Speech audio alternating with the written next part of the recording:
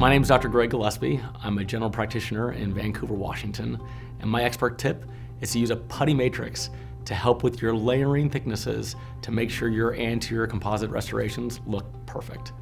Because so often our dentin layers are in varying thicknesses, and so if it's too thick, it will look opaque. If it's too thin, it will look translucent.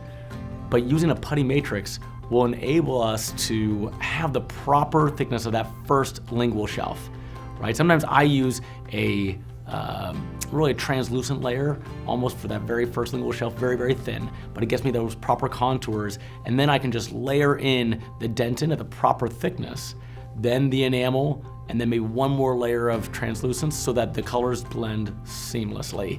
If we have them too thick or too thin, the colors won't blend. Right now I've been using Cavo Curves Harmonize, and the colors are incredible. You can't even tell where the natural tooth structure ends and the composite resin begins. And that was all because I've been using that lingual shelf technique to make sure that all those layers are the proper thickness. And that's my expert tip.